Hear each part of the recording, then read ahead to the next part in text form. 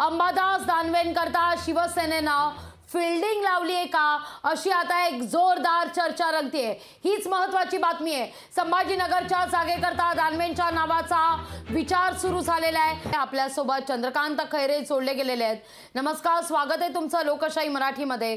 तुम्हाला उमेदवारी जाहीर केल्यानंतर अंबादास दानवे नाराज असल्याची चर्चा जोर धरते। अद्यापही यावर काही पडदा पडलेला नाहीये। दानवे समोर आले तरी आता असं कळतंय शिवसेनेकडून फिल्डिंग लावण्यात आलेली आहे दानवेंना शिवसेनेत घेण्यासाठी म्हणून। खैरेजी आवाज येतोय? खैरे साहेब तुम्हाला विनंती करते, तुम्ही नेटवर्क मध्ये या, तुमचा आवाज व्यवस्थित पोहोचत नाहीये। चंद्रकांत खैरेजी, ठाकरेंच्या शिवसेनेकडून तुम्हाला उमेदवारी मिळाली आहे, पण तुमच्या समोर आता जरी तुमचे सहकारी असले तरी देखील ते थोड्याच वेळामध्ये शिंदेच्या शिवसेनेमध्ये प्रवेश करून तुमच्या समोर लढतीसाठी सज्ज असतील अशी शक्यता वर्तवली जाते। तुमची काय प्रतिक्रिया? तुमचं बोलणं झालंय का खैरे साहेब? तुमचं बोलणं झालंय अंबादास दानवेंशी? काय म्हणतो ते कुठे जाणार आपण बरोबर आहे, आणि पण त्या ठिकाणी निश्चितच आम्ही सर्वजण एकत्र मिळून काम करून हा गड जिंकू।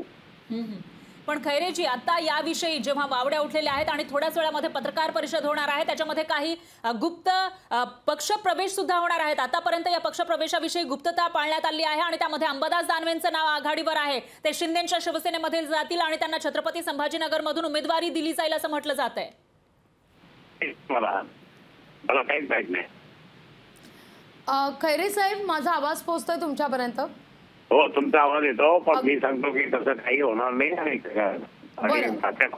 खैरे साहेब, आपण विश्वास ठेवूया तसं काही होणार नाही असं तुम्ही म्हणताय, पण आता या क्षणी अंबादास दानवे कुठे आहेत? तुमचं काही बोलणं झालंय दानवेंशी? काल झालं होतं, निश्चितच काल पूर्ण झालं होतं। अगदी अगदी धन्यवाद आमच्याशी संवाद साधला त्याबद्दल। आता आपलं बोलणं झालेलं नाहीये, पण काल आपलं बोलणं झालेलं होतं अंबादास दानवे यांच्या सोबत असं चंद्रकांत खैरे म्हणतात। इतकंच नाही तर त्यांनी विश्वासही व्यक्त केला आहे की आम्ही दोघं एकत्रित राहू आणि आम्ही काम करू, असं काहीही होणार नाही असा विश्वास चंद्रकांत खैरे यांनी व्यक्त केलेला आहे। लोकशाही मराठी ऐका, पहा, जागरूक रहा।